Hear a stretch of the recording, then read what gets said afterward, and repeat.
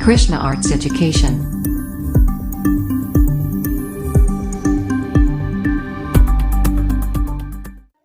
Hello friends, welcome है आप सभी का आपके इस कृष्णा आर्ट्स एजुकेशन चैनल में, जो केवल और केवल बोर्ड एग्ज़ाम की तैयारी करवाने के लिए बनी है।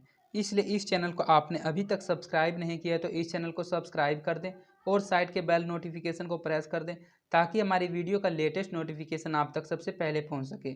और अगर आप हमारे इस यूट्यूब चैनल पर नए हैं तो आप टेलीग्राम चैनल में भी ज्वाइन हो जाएँ। टेलीग्राम चैनल का लिंक डिस्क्रिप्शन में दिया हुआ है, क्योंकि इस चैनल का जो भी स्टडी मटेरियल आपको प्रोवाइड किया जाएगा वो टेलीग्राम चैनल के माध्यम से किया जाएगा। स्टडी मटेरियल में आपको सभी सब्जेक्ट्स का चैप्टर बाय चैप्टर ऑब्जेक्टिव और सब्जेक्टिव क्वेश्चंस का पीडीएफ दिया जाएगा, इसलिए आप टेलीग्राम चैनल को अवश्य ज्वाइन कर लें।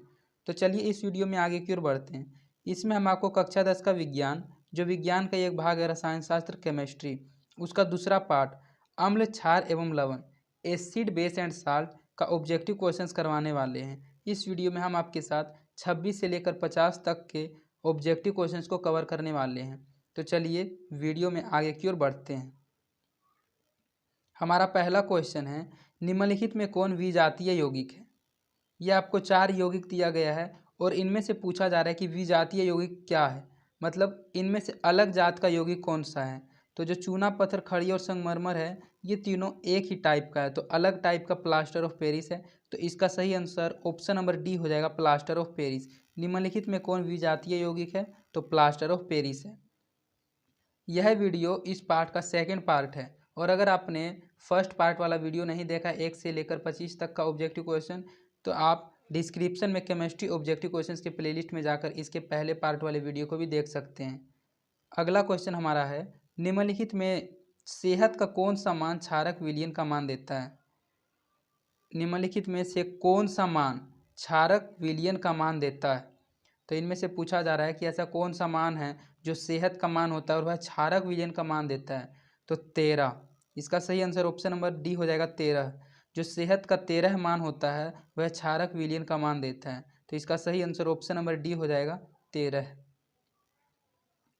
निम्नलिखित अम्लों में से कौन प्रबल अम्ल है। ये 4 आपको अम्ल दिया गया है और इनमें से पूछा जा रहा है कि इनमें से ऐसा कौन सा अम्ल है जो अधिक शक्तिशाली अम्ल है, अधिक प्रबल अम्ल है। पहला लैक्टिक अम्ल, दूसरा एस्कोर्बिक अम्ल, तीसरा सल्फ्यूरिक अम्ल, डी फॉर्मिक अम्ल। तो जो सबसे प्रबल अम्ल होता है वह सल्फ्यूरिक अम्ल होता है। तो इसका सही आंसर ऑप्शन नंबर सी हो जाएगा, सल्फ्यूरिक अम्ल। निम्नलिखित अम्लों में कौन प्रबल अम्ल है, अर्थात शक्तिशाली अम्ल है, शक्तिशाली एसिड है। तो शक्तिशाली एसिड सल्फ्यूरिक अम्ल होता है। इसका सही आंसर ऑप्शन नंबर सी हो जाएगा, सल्फ्यूरिक अम्ल। निम्नलिखित में कौन क्षारक नहीं है। यह क्वेश्चन लगता है फर्स्ट पार्ट वाले वीडियो में भी रिपीट हुआ था। तो NaCl ऐसा है जो क्षारक नहीं है, यह एक प्रकार का अम्ल है। तो इसका सही आंसर ऑप्शन नंबर बी हो जाएगा, NaCl। यह एक रिपीटेड क्वेश्चन है जो फर्स्ट पार्ट वाले वीडियो में आया था और वही क्वेश्चन फिर से रिपीट हो गया है। और इसमें पूछा जा रहा है कि निम्नलिखित में कौन क्षारक नहीं है। तो KOH ये भी क्षारक है, AlOH का होल 3 ये भी क्षारक है, और ZNO ये भी क्षारक है। तो इसका सही आंसर ऑप्शन नंबर बी हो जाएगा, NaCl। NaCl एक ऐसा पदार्थ है, एक ऐसा अणुसूत्र है जो क्षारक नहीं है, जो बेस नहीं है। निम्नलिखित क्षारकों में कौन प्रबल क्षारक है। ये क्वेश्चन जो आपने 2 क्वेश्चन पहले पढ़ा है कि निम्नलिखित अम्लों में कौन प्रबल अम्ल है, उसी टाइप का ये क्वेश्चन है कि निम्नलिखित क्षारकों में से सबसे शक्तिशाली क्षारक कौन सा है, सबसे प्रबल अम्ल कौन सा है। तो NaOH सबसे प्रबल क्षारक होता है। तो इसका सही आंसर ऑप्शन नंबर बी हो जाएगा, NaOH क्षारकों में प्रबल क्षारक होता है। इसका सही आंसर ऑप्शन नंबर बी हो जाएगा, NaOH। कुछ ऐसे पदार्थ होते हैं जिनकी गंध अम्लीय या क्षारकीय माध्यम में बदल दी जाती है, इन्हें कहते हैं। कुछ ऐसे पदार्थ होते हैं जिनकी गंध अम्लीय या क्षारकीय माध्यम, कभी अम्लीय में बदल दिया जाता है तो कभी क्षारकीय माध्यम में बदल दिया जाता है। तो इन्हें क्या कहा जाता है। तो उन्हें रंगीय सूचक कहा जाता है, गंधीय सूचक, उदासीन, या इनमें से कोई नहीं। तो इनमें गंध बदलने की बात किया जा रहा है तो वह गंधीय सूचक ही होगा। तो इसका सही आंसर ऑप्शन नंबर बी हो जाएगा, गंधीय सूचक। ऐसे कुछ ऐसे पदार्थ होते हैं जिनकी गंध अम्लीय या क्षार के माध्यम में बदल दी जाती है, तो उन्हें कहते हैं गंधीय सूचक। इसका सही आंसर ऑप्शन नंबर बी हो जाएगा, गंधीय सूचक। सभी धातु कार्बोनेट एवं हाइड्रोजन कार्बोनेट अम्ल के साथ अभिक्रिया करके बनाते हैं। कोई भी धातु या सभी धातु कार्बोनेट और हाइड्रोजन कार्बोनेट अम्ल के साथ जब अभिक्रिया करते हैं तो वे क्या बनाते हैं?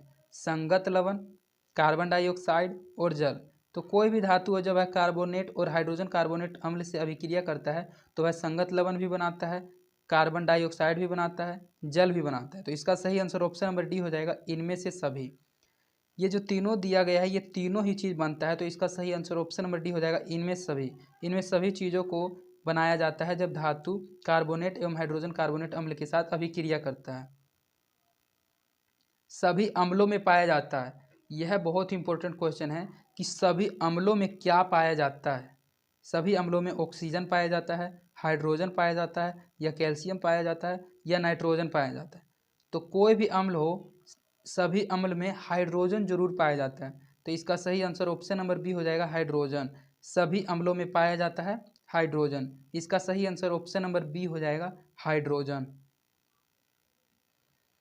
हाइड्रोजन युक्त सभी यौगिक होते हैं। ये तो आपका क्वेश्चन बिल्कुल पहले से रिलेटेड क्वेश्चन है, सिर्फ आपको कंसेप्ट को समझना है। अगर आप कंसेप्ट थ्योरी को समझ जाते हैं तो क्वेश्चन को घुमा फिरा के भी पूछा जाएगा तो आप आंसर जरूर दे देंगे। और ये क्वेश्चन पहले ही पूछा गया था कि सभी अम्लों में क्या पाया जाता है, तो सभी अम्लों में हाइड्रोजन पाया जाता है। तो इसमें घुमा के पूछा गया, उल्टा करके पूछा गया कि हाइड्रोजन युक्त सभी यौगिक होते हैं। हाइड्रोजन युक्त सभी यौगिक अम्लीय होते हैं। बिल्कुल ही पहले वाले क्वेश्चन का विपरीत क्वेश्चन है, तो इसका सही आंसर ऑप्शन नंबर ए हो जाएगा, अम्लीय। हाइड्रोजन युक्त सभी यौगिक होते हैं अम्लीय। जल में घुलनशील क्षारक के बारे में क्या सत्य है? जो जल में घुलनशील क्षारक होता है, और ये चार बातें दिया गया, चार कथन दिया गया और पूछा जा रहा है कि इनमें से कौन सा कथन सत्य है। इन्हें क्षारक कहते हैं, स्वाद कड़वा होता है, प्रकृति संक्षारक होती है। इनमें से सभी जो जल में घुलनशील क्षारक होता है उसे क्षार तो कहते ही हैं क्योंकि वो क्षारक है। इसका स्वाद कड़वा होता है, क्षारक का आप स्वाद जानते होंगे तो कड़वा होता है, और अम्ल का स्वाद खट्टा होता है। और इसकी जो प्रकृति होती है वह संक्षारक होती है। तो ये तीनों ही चीज़ घुलनशील क्षारक में पाया जाता है। तो इसका सही आंसर ऑप्शन नंबर डी हो जाएगा, इनमें सभी। इनमें से जो ये तीनों बातें दिया गया है ये तीनों ही बात जल में घुलनशील क्षारक के लिए सत्य है। तो इसका सही आंसर ऑप्शन नंबर डी हो जाएगा, इनमें से सभी। इनमें सभी। पीएच में पी सूचक है। जो पीएच मान में पी होता है उस पी का नाम क्या है, या उस सूचक को क्या कहा जाता है? पावर, या दोनों, या इनमें से कोई नहीं? उसको पुषांश, पोटेंज कहा जाता है। जो पीएच में पी सूचक है उसको पोटेंज के नाम से जाना जाता है। तो इसका सही आंसर ऑप्शन नंबर ए हो जाएगा, पुषांश पोटेंज। इसका सही आंसर ऑप्शन नंबर ए हो जाएगा, पुषांश पोटेंज। पीएच में पी सूचक है पुषांश। एसिटिक अम्ल का प्राकृतिक स्रोत निम्नलिखित में से कौन है? ये चार स्रोत आपको दिया गया है और इसमें से पूछा जा रहा है कि एसिटिक अम्ल का प्राकृतिक स्रोत इनमें से कौन है। सीधा सीधी आप सोचिए कि इसमें से पूछा जा रहा है कि इन चारों पदार्थों में से एसिटिक अम्ल किस में पाया जाता है? संतरा में, सिरका में, इमली में, या टमाटर में? तो जो एसिटिक अम्ल होता है वह संतरा में नहीं पाया जाता है, सिरका में पाया जाता है। तो इसका सही आंसर ऑप्शन नंबर बी हो जाएगा, सिरका। सिरका में एसिटिक अम्ल पाया जाता है। या इसी क्वेश्चन को घुमा के पूछा गया कि एसिटिक अम्ल का प्राकृतिक स्रोत कौन है, तो सिरका है। इसका सही आंसर ऑप्शन नंबर बी हो जाएगा, सिरका। सिट्रिक अम्ल का प्राकृतिक स्रोत क्या है? यह भी पहले की तरह क्वेश्चन पूछा गया कि इनमें से ऐसा कौन सा पदार्थ है जिसमें सिट्रिक अम्ल पाया जाता है? इमली में, टमाटर में, संतरा या नींबू में, या दही में? तो जो सिट्रिक अम्ल होता है वह बहुत ही खट्टा अम्ल होता है। तो आप सोच सकते हैं कि खट्टा क्या होता है? इमली, टमाटर, संतरा, नींबू, या दही? तो इन चारों ऑप्शन में जो इसका करेक्ट आंसर है वह सी है, क्योंकि संतरा और नींबू बहुत अधिक खट्टा होता है और इसी में सिट्रिक अम्ल पाया जाता है। तो इसका सही आंसर ऑप्शन नंबर सी हो जाएगा, संतरा नींबू। सिट्रिक अम्ल का प्राकृतिक स्रोत संतरा और नींबू है। इसका सही आंसर ऑप्शन नंबर सी हो जाएगा, संतरा और नींबू। टार्ट्रिक अम्ल इनमें से किसमें पाया जाता है? ये चार पदार्थ का नाम दिया गया है और पूछा गया कि इनमें से टार्ट्रिक अम्ल किसमें पाया जाता है। किसमें कौन सा अम्ल पाया जाता है, इस टाइप का एक क्वेश्चन आपके एग्जाम में जरूर आएगा। इसलिए आप किस पदार्थ में कौन सा अम्ल होता है इसको आप अच्छे से समझकर अच्छे से याद कर लें। तो जो टार्ट्रिक अम्ल होता है वह इमली में पाया जाता है। तो इसका सही आंसर ऑप्शन नंबर बी हो जाएगा, इमली। इमली में टार्ट्रिक अम्ल पाया जाता है। तो टार्ट्रिक अम्ल इनमें से किस में पाया जाता है, तो इमली में। इसके बाद आपका नेक्स्ट क्वेश्चन है लैक्टिक अम्ल का प्राकृतिक स्रोत है। इन क्वेश्चंस को घुमा के पूछा जा रहा है, आपसे सीधा सीधी पूछा जाए कि लैक्टिक अम्ल किस में पाया जाता है या लैक्टिक अम्ल का प्राकृतिक स्रोत क्या है, तो सभी क्वेश्चंस का जो अर्थ निकलता है वही एक ही निकलता है कि इनमें से ऐसा कौन सा पदार्थ है जिसमें लैक्टिक अम्ल पाया जाता है। तो लैक्टिक अम्ल इमली में तो नहीं पाया जाता, आपने पहले ही पढ़ा कि इमली में दूसरा अम्ल पाया जाता है, सिरका में भी नहीं और टमाटर में भी नहीं। तो जो लैक्टिक अम्ल होता है वह दही में पाया जाता है, क्योंकि दही लैक्टिबेसिलस एसिड से बनता है। तो इसका सही आंसर ऑप्शन नंबर ए हो जाएगा, दही। लैक्टिक अम्ल पाया जाता है दही में। इसके बाद आपका नेक्स्ट क्वेश्चन है चींटी के डंक और नेटल के डंक में कौन सा अम्ल पाया जाता है। तो चींटी के डंक और नेटक के अम्ल में कौन सा अम्ल पाया जाता है, सिट्रिक अम्ल, लैक्टिक अम्ल, एसिटिक अम्ल या मेथेनोइक अम्ल।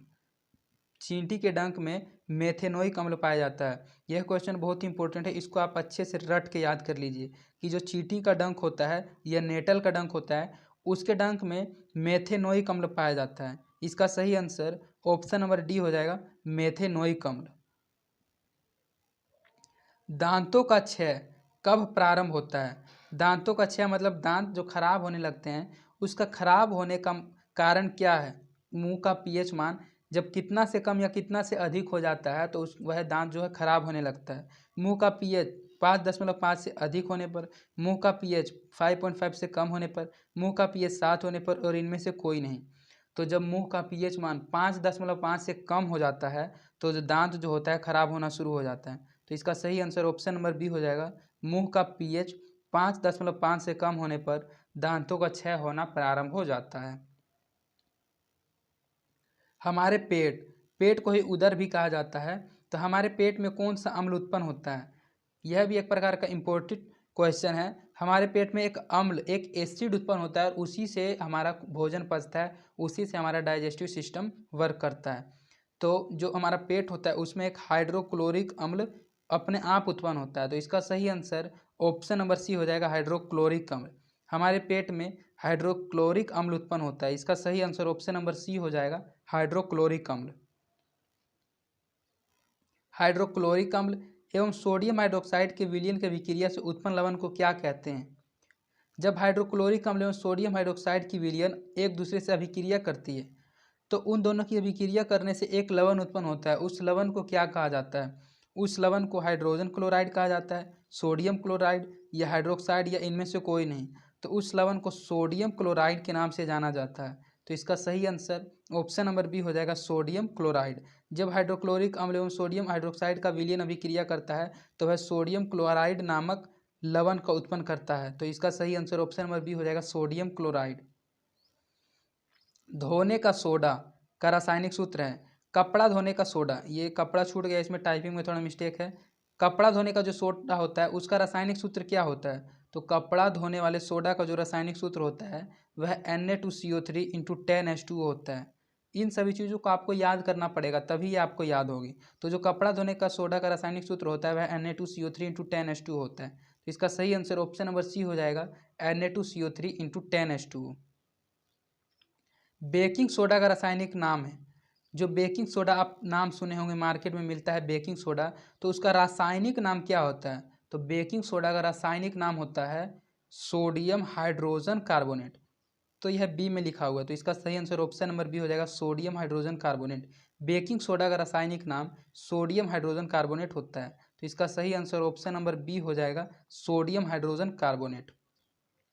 बेकिंग सोडा का रासायनिक सूत्र है। इससे पहले वाले अपने क्वेश्चन में पढ़ा कि बेकिंग सोडा का रासायनिक नाम क्या होता है। तो बेकिंग सोडा का रासायनिक नाम हमने आपको बताया कि सोडियम हाइड्रोजन कार्बोनेट होता है और इसमें उसका रासायनिक सूत्र पूछा जा रहा है। तो बेकिंग सोडा का रासायनिक सूत्र होता है NaHCO3। तो इसका सही आंसर ऑप्शन नंबर सी हो जाएगा, NaHCO3। बेकिंग सोडा का रासायनिक सूत्र होता है NaHCO3। इसका सही आंसर ऑप्शन नंबर सी हो जाएगा, NaHCO3। जल की स्थायी कठोरता को हटाने के लिए किसका उपयोग किया जाता है। ये तीन पदार्थ का आपको नाम दिया गया है, डी तो है इनमें से कोई नहीं। तो इन तीनों में से पूछा जा रहा है कि इन तीनों में से किसका उपयोग जल की स्थायी कठोरता को हटाने के लिए किया जाता है। जो धोने का सोडा होता है उसी का उपयोग जल की स्थायी कठोरता को हटाने के लिए किया जाता है। तो इसका सही आंसर ऑप्शन नंबर बी हो जाएगा, धोने का सोडा। धोने के सोडा का उपयोग जल की स्थायी कठोरता को हटाने के लिए किया जाता है। सोडा अम्ल अग्निशामक में किसका उपयोग किया जाता है? अग्निशामक जो फायर ब्रिगेड होता है, जो आग को बुझाने के लिए आता है, तो जो सोडा अम्ल होता है अग्निशामक में उसका प्रयोग किसमें किया जाता है? किसका प्रयोग किया जाता है? पहला sodium carbonate, B calcium carbonate, C sodium hydrogen carbonate और डी कैल्शियम बाइकार्बोनेट। तो जो अग्निशामक होता है उसमें जो सोडा अम्ल होता है वह सोडियम हाइड्रोजन कार्बोनेट होता है। तो इसका सही आंसर ऑप्शन नंबर सी हो जाएगा, sodium hydrogen carbonate. Sodium hydrogen carbonate का उपयोग अग्निशामक में सोडा अम्ल के रूप में किया जाता है। तो इसका सही आंसर ऑप्शन नंबर सी हो जाएगा, सोडियम हाइड्रोजन कार्बोनेट। इसके बाद आपका इस चैप्टर का लास्ट क्वेश्चन है और इस वीडियो का भी लास्ट क्वेश्चन है। सल्फेट, अर्धहाइड्रेट, हेमिटाइड्रेट का अन्य नाम है। सल्फेट, अर्धहाइड्रेट एवं हेमिटाइड्रेट का अन्य नाम क्या है?